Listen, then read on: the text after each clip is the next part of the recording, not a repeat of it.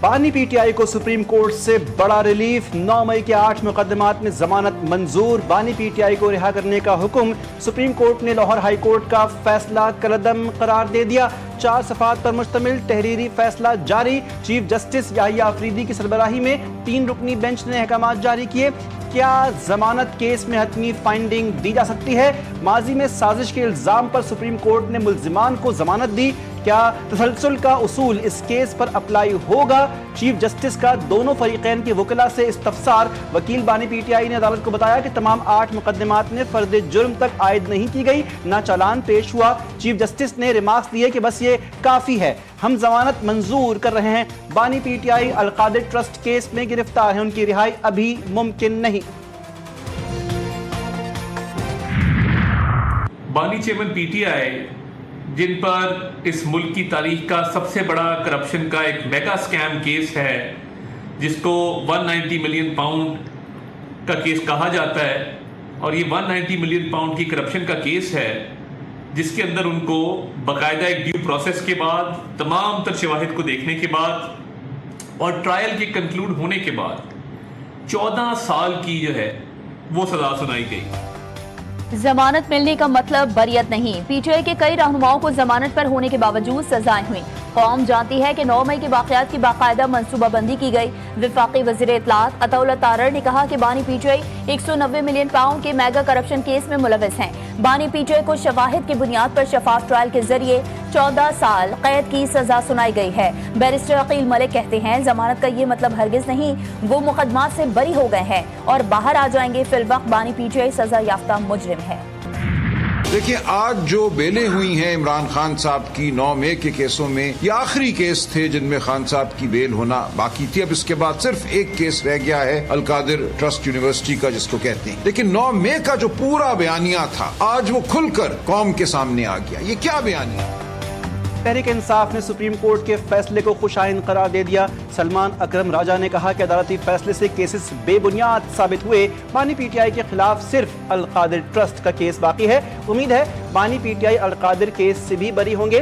علی امین گنڈا پور بولے، بانی پی ٹی آئی کی عدالت سے ضمانت آئینی اور قانونی فیصلہ ہے، ضمانت نے ثابت کر دیا بانی پی ٹی آئی بے گناہ ہے۔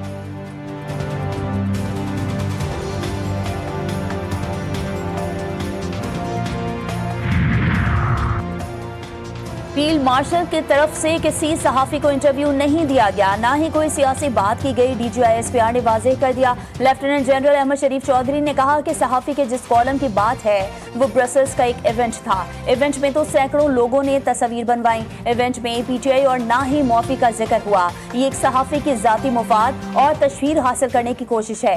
صحافی نے نامناسب حرکت کی، جو شخص غیر قانونی حرکت کرے اسے قانون کے کٹہرے میں آنا ہوگا۔ 9 مئی صرف فوج کا نہیں، قوم کا مقدمہ ہے۔ 9 مئی جیسے انتشار پر لوگوں کو معافی مانگنی چاہیے، معافی سے قانونی عمل رک نہیں سکتا۔ 9 مئی کرنے والوں اور منصوبہ سازوں کو قانون کا سامنا کرنا پڑے گا۔ کراچی میں ایم اے جناح روڈ پر پٹاخوں کے کارخانے میں خوفناک دھماکہ، کارخانے میں آگ بھڑک اٹھی، کارخانے دھماکوں کی آوازیں دور دور تک سنی گئیں، عمارتوں کے شیشے ٹوٹ گئے، گاڑیوں کو شدید نقصان پہنچا۔ دھماکے میں 2 افراد جاں بحق، 34 زخمی۔ کارخانے میں بڑی تعداد میں آتش بازی کا سامان موجود تھا۔ دھماکے کی video G T V news نے حاصل کر لی۔ فائر بریگیڈ کی 12 سے زائد گاڑیوں نے آگ پر قابو پا لیا۔ کارخانے میں پھنسے ملازمین کو بحفاظت نکالا گیا۔ کارخانے کے برابر میں موجود عمارت کو مخدوش قرار دے کر خالی کروا لیا گیا۔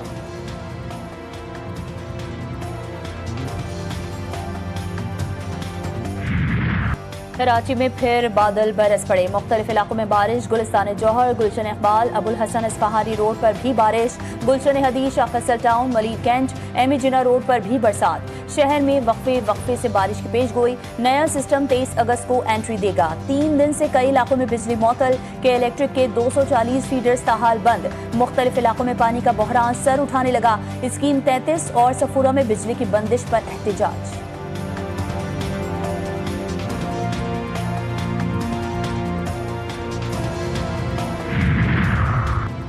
सदर मुमलिकत से चीनी वज़ीर ख़ारजा वांग ई ने मुलाकात की। सदर ज़रदारी का चीन के साथ फौलादी भाईचारे के अज़्म की तजदीद का इजहार, दो तरफ़ा ताउन और इलाक़ाई सलामती पर तबादला ख्याल। आसिफ ज़रदारी ने कहा, पाकिस्तान और चीन आज़मूदा दोस्त और हर मौसम के शराकतदार हैं। चीन के साथ दोस्ती पाकिस्तान की खारजा पॉलिसी का बुनियादी सुतून है। सी पैक पाक चीन मुश्तरका विजन की तकमील का अहम जरिया है। चीनी वज़ीर ख़ारजा बोले, चीन और पाकिस्तान की दोस्ती नस्ल दर नस्ल कायम। Pakistan's full support to China on all issues of its core concern. Next year, Pakistan and China will celebrate the 75th anniversary of the establishment of our diplomatic relations. In this context, Foreign Minister Wang Yi and I agreed that our two countries would organize a series of events and programs to celebrate this auspicious event.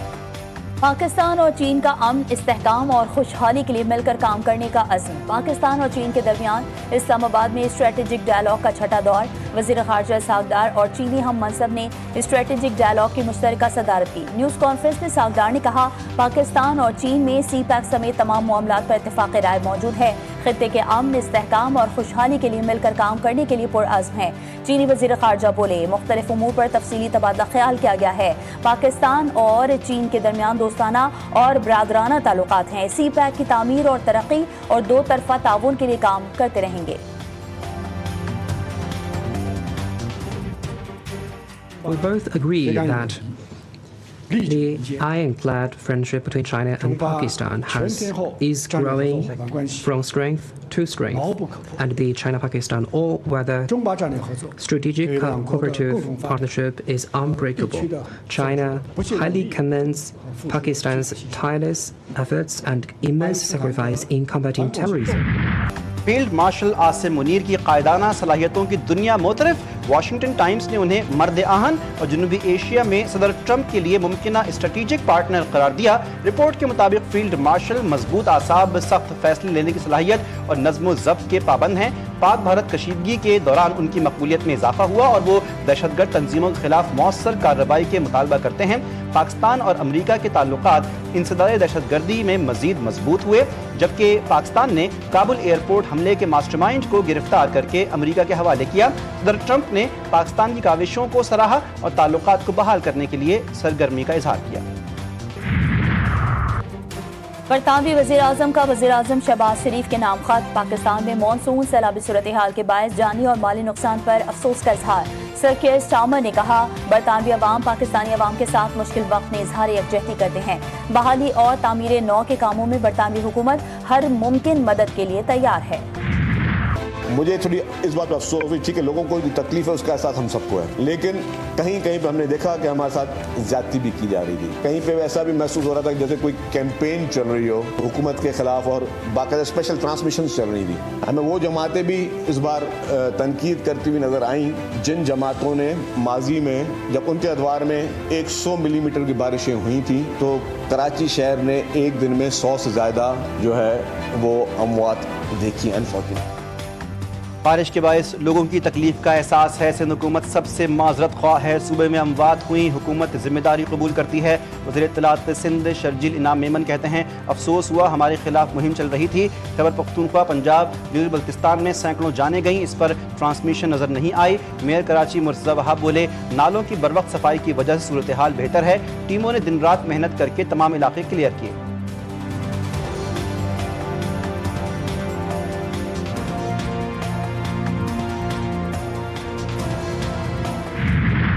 की बात है कि पूरे शहर के अंदर सैकड़ों नहीं हजारों गाड़ियां ऐसी होंगी, मोटरसाइकिलें ऐसी होंगी जो परसों होने वाली तेज बारिश में जो बाइकें बह गई, बाइकें बंद हो गई, गाड़ियां लोग जो है वो बहते हुए देखते रहे।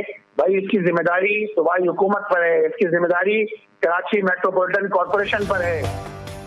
बारिश ने कराची को डुबो कर रख दिया। करोड़ों की गाड़ियां डूब गईं। लोग अपनी आंखों के सामने अपनी गाड़ियां बर्बाद होते देखते रहे। पानी की निकासी ना होने की वजह से गाड़ियां तैरती रहीं। अमीर जमात इस्लामी कराची मोनम जफर ने GTV न्यूज से गुफ्तगू में कहा, सिंध हुकूमत के दावे बारिश में बह गए। लोगों की गाड़ियां, मोटरसाइकिलें बारिश की वजह से खराब हुई।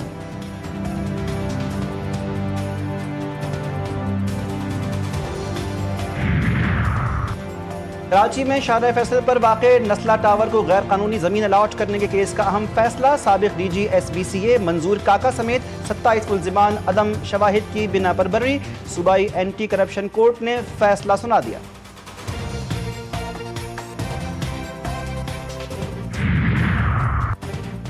وزیر اعلیٰ پنجاب کی ٹوکیو کی پہلی خاتون نائب گورنر ماتسوموتو اوکیکو سے ملاقات، پاکستان اور جاپان کی خواتین لیڈرشپ کے درمیان روابط کے فروغ پر اتفاق، ملاقات میں ستھرا پنجاب کو ٹوکیو کی کلین اتھارٹی کی طرز پر استوار کرنے پر بھی بات چیت ہوئی۔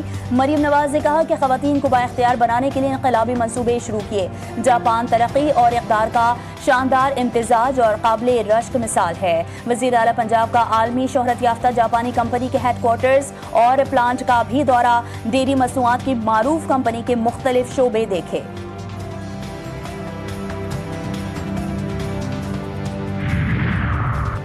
وفاقی وزیر داخلہ محسن نقوی سے امریکی قائم مقام سفیر نٹالی بیکر کی ملاقات، پاک امریکہ تعلقات، انسداد منشیات سے متعلق اشتراک کی کار پر تبادلہ خیال۔ نٹالی بیکر کا بارشوں اور سیلابی ریلوں سے جانی نقصان پر اظہار افسوس۔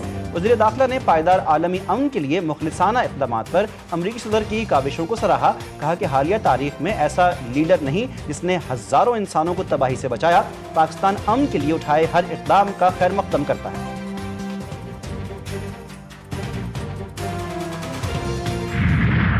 اس بی ایف سی کو صحیح معنوں میں اس کا جو اس کا آپریشن ہے، تاکہ آنے والے چاہے وہ انویسٹرز ہیں، چاہے وہ دوسرے شعبوں سے ان کا تعلق ہے، وہ جب آئیں تو ان کو وہی فیسلٹی ملے، وہی گائیڈنس ملے جو کہ دنیا میں ایسے بی ایف سیز مہیا کرتے ہیں۔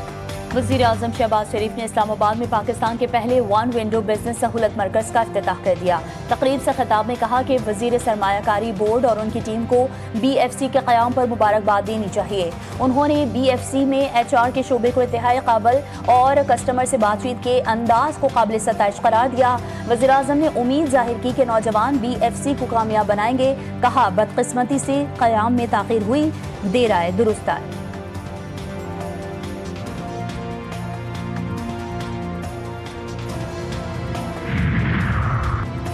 رحیمیہ خان میں خوفناک ٹریفک حادثہ، ایمبولینس اور مسافر بس میں تصادم، 4 ریسکیو اہلکاروں سمیت 6 افراد کی جان گئی۔ Ambulance T H Q Khanpur سے شیخ زید اسپتال جا رہی تھی، جہاں باق افراد کا تعلق خانپور سے ہے۔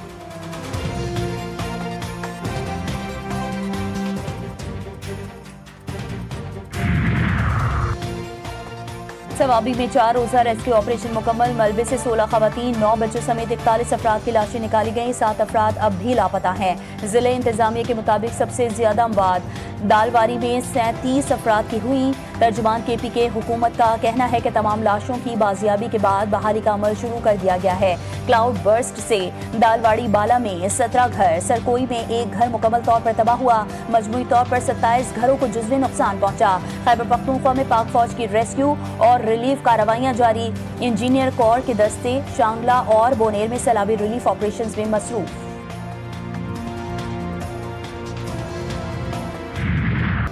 کراچی کے صحافی خاور حسین کی پراسرار موت کو میڈیکل بورڈ نے خودکشی قرار دے دیا۔ ذرائع کے مطابق گولی انتہائی قریب سے ماری گئی، جس سے خودکشی کا تاثر ملتا ہے۔ گاڑی اور جسم سے کسی اور شخص کے شواہد نہیں ملے۔ تفتیشی ٹیم کو خاور حسین کے خون کے نمونوں کی رپورٹ کا انتظار۔ ذرائع کے مطابق خاور حسین کی فیملی فی الحال مقدمہ درج کروانا نہیں چاہتی۔ مظفر آباد سے بھارتی خفیہ ایجنسی را کا جاسوس گرفتار، ملزم پر مظفر آباد میں چہلا بانڈی کی بلال مسجد کی لوکیشن دشمن کو دینے کا الزام، بھاری رقم وصول کرنے کا انکشاف، ملزم نے واٹس ایپ کے ذریعے جی پی ایس لوکیشنز بھارتی ایجنسی کو فراہم کی۔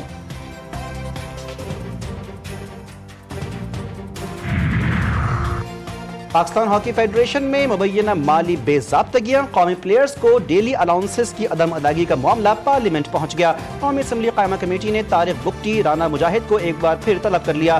D G Pakistan sports board Yasir Pirzada کو بھی شرکت یقینی بنانے کی ہدایت۔ یاسر پیرزادہ ہاکی فیڈریشن کی مبینہ مالی بے ضابطگیوں اور مالی تنازعات کے حوالے سے قائمہ کمیٹی کو تفصیلی بریفنگ دیں گے۔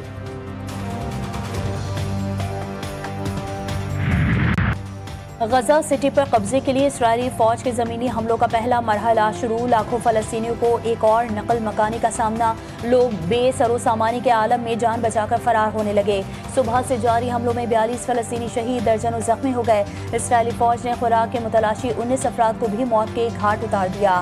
3 افراد بھوک کی شدت سے شہید ہو گئے. مجموعی تعداد 269 تک جا پہنچی. 3 دن میں صرف 2.5 امدادی ٹرک غزہ میں داخل. حماس نے کہا ہے کہ اسرائیل کا مقصد غزہ کو تباہ کرنا اور اس کے رہائشیوں کو بے گھر کرنا ہے. روس کا یوکرین پر رواں ہفتوں میں اب تک کا سب سے بڑا حملہ، 574 ڈرونز اور 40 میزائل داغ دیے. امریکی الیکٹرانکس فیکٹری کو بھی نشانہ بنایا. کروز میزائل لگنے سے کمپنی میں آگ بھڑک اٹھی. حملے میں 1 شخص ہلاک اور 22 زخمی.